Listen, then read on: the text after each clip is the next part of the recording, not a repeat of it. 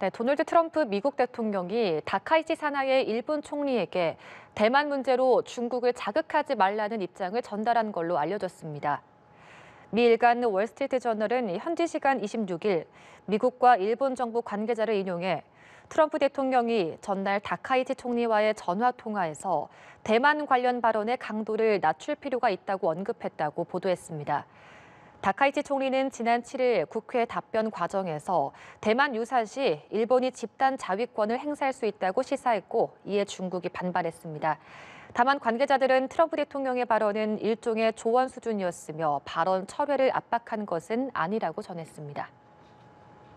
네, 중국과 일본의 갈등이 격화하는 가운데 도널드 트럼프 대통령과 시진핑 국가주석이 전화 통화를 하고 상호 방문과 대만 문제 등을 논의했습니다. 중국 매체들은 트럼프 대통령이 대만 문제의 중요성을 이해한다고 언급에 주목했는데요. 워싱턴 정호윤 특파원입니다.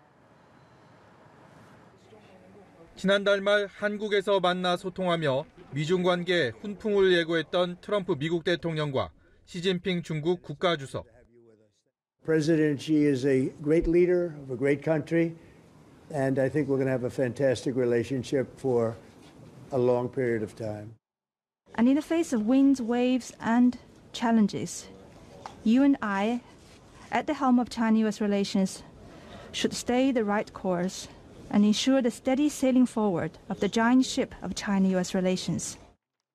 두 정상이 3주 만에 전화 통화를 갖고 상호 방문 계획을 확정했습니다. 트럼프 대통령은 내년 4월 중국을 국빈 방문해 시 주석과 만나고 연말엔 시 주석이 미국을 찾기로 한 겁니다.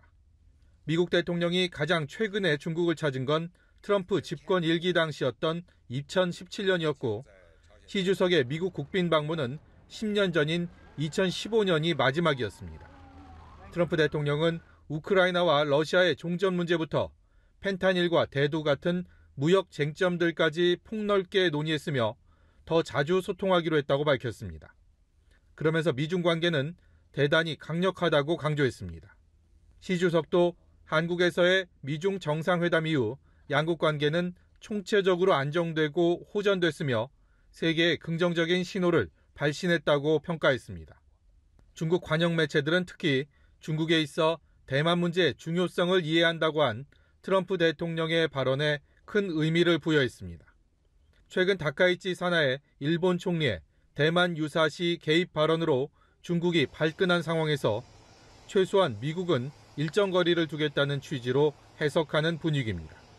지지율 하락 등 국내 정치적으로 어려움을 겪는 트럼프 대통령 입장에선 우크라 전쟁 종전이라는 성과물을 얻기 위해 중국의 적극적인 협조를 구한 것으로 관측됩니다. 워싱턴에서 연합뉴스TV 정호윤입니다. 네, 시진핑 중국 국가주석은 트럼프 미국 대통령과의 통화에서 대만 문제를 직접 거론했습니다. 미국의 전략적 모호성을 확인해 일본의 개입 가능성을 차단하려는 의도가 깔렸다는 분석이 나옵니다. 베이징에서 배삼진 특파원입니다. 시진핑 중국 국가주석은 부산 정상회의 이후 한 달 만에 도널드 트럼프 미국 대통령과의 통화에서 대만 문제를 직접 꺼냈습니다.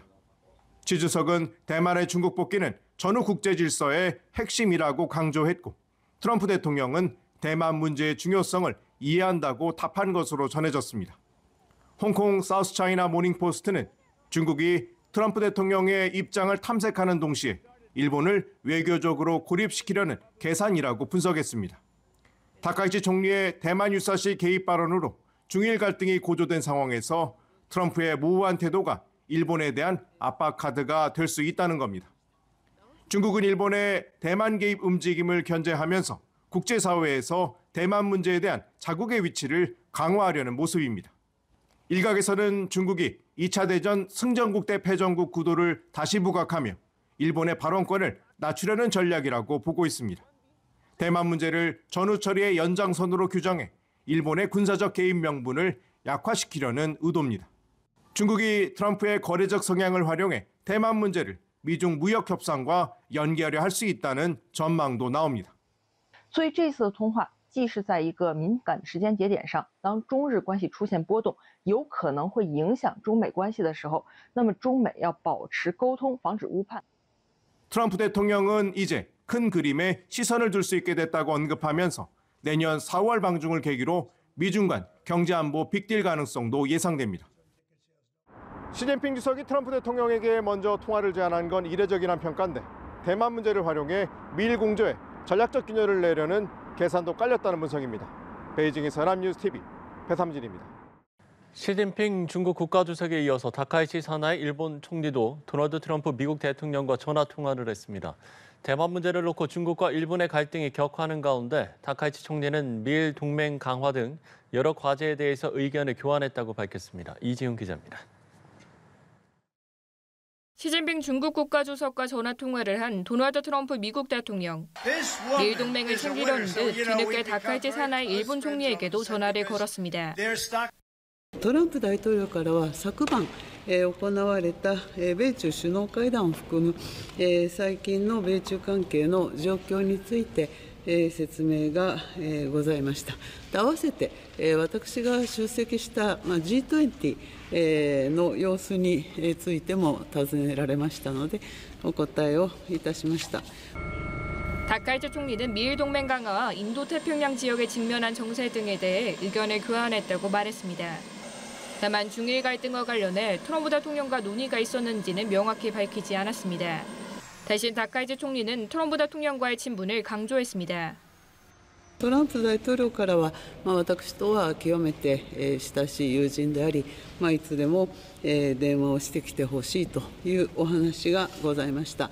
で、会談内容でございますけれども、これ外交上のやり取りでございますので、詳細については差し控えさせてください。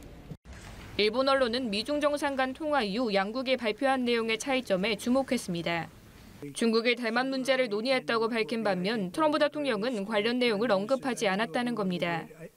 마이니치 신문은 중국이 이번 전화 통화를 통해 미중 간 긴장 완화를 연출하고 일본을 압박하려 한다고 분석했습니다.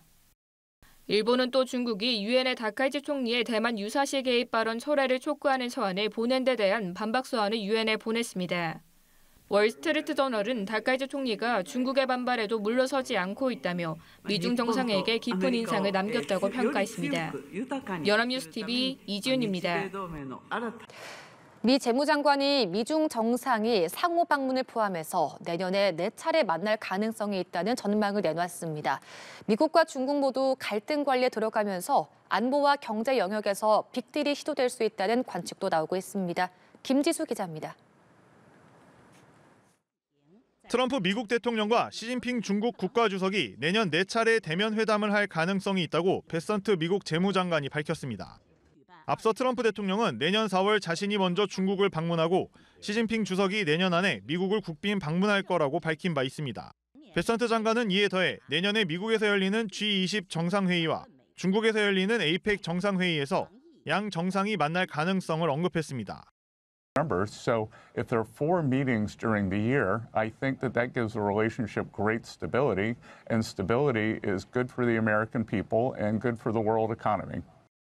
양국이 안보와 경제 의제를 한 테이블에 올려 일종의 빅딜을 도모할 것이란 관측도 나오는데 베선트 장관은 우크라이나 전쟁에서 평화를 추진하고 협력하는데 두 정상이 합의했다고도 전했습니다. 다만 베선트 장관은 미국과 중국은 항상 경쟁자가 될 것이라며 그건 자연스러운 일이라고 말했습니다. 두 나라가 필요에 의해 전략적 협력을 하더라도 구조적으로 경쟁할 수밖에 없는 관계란 인식으로 풀이됩니다. We're always going to be rivals. That's natural. But are there things we can do together? Yes. We have the relationship in a good place. 베선트 장관은 또 미국의 대만에 대한 입장은 변함이 없다고 밝혔습니다. 앞서 중국 외교부는 트럼프 대통령과 시진핑 주석의 통화가 미국의 요청에 의해 이루어진 것으로 알고 있다면서 중미 정상은 상시로 교류하고 있다고 밝혔습니다. 연합뉴스 TV 김지수입니다. 최근 중일 관계가 악화 인류로 치닫고 있는 모습이죠. 대신 미중 관계는 APEC을 계기 정상회담 등으로 다소 안정기에 접어든 모습인데요. 네, 우리나라도 미국과 중국, 일본 3국 사이에서 미묘한 균형점을 찾는 외교 전략이 필요해 보입니다. 김민아 기자입니다. 다카이치 사나이 일본 총리의 대만 유사시 개입 발언으로 촉발된 중일 갈등. 중국은 UN, IAEA 등 국제 무대에서 일본을 향해 연일 공세를 퍼붓고 있습니다. 우리 정부는 일단 양국 갈등에 거리를 두는 모습입니다. 현재 상황을 냉철하게 지켜보고 대한민국 국익이 극대화될 수 있도록 최선을 다해야 되지 않을까 싶습니다. 이 대통령은 G20 정상회의장에서 다카이치 일본 총리와 리창 중국 국무원 총리를 연달아 만났다며 양측과의 회동에서 한국 입장을 충실히 설명했다고도 덧붙였습니다. 관세 문제를 놓고 최악으로 치달았던 미국과 중국은 부산 정상회담에 이어 트럼프 대통령의 내년 방중으로 해빙기에 접어들었습니다. 트럼프 대통령도 이런 분위기를 의식한 듯 다카이치 총리와 시진핑 중국 국가주석과 각각 통화했지만 대만 관련 언급은 공개적으로 하지 않았습니다. 전문가들은 한미 정상회담과 팩트시트 발표로 미국의 대중국 견제 압박 동참이 당분간은 거세지 않을 거라고 봤습니다. 한미 관계에 있어서 우리는 굉장히 좀 여유가 생긴 거죠. 중간선거 놔두고 교육과 협력을 통해서 일자리 창출 이런 부분에 대해 강조할 거니까 협력 기조가 내년에도 갈 거라고. 다만 외부적으로는 전략적 모호성을 유지하되 대만 유사시 우리가 취해야 할 입장을 정리해야 한다고 제언합니다. 대만 유사 사태에 있어서 우리가 정보를 교환한다거나 물자를 제공한다거나 이러한 이야기들이 있을 수 있을 것 같아요. 내부에서도 마찬가지고 한국과 일본과 미국과의 대화 속에서도 입장 정립이 좀 필요할 것 같아요. 한미동맹을 기반으로 현재의 한일 관계 흐름을 유지하면서 한중 관계 개선도 꾀할 수 있는 외교적 묘수가 필요해 보입니다. 연합뉴스 TV 김민아입니다.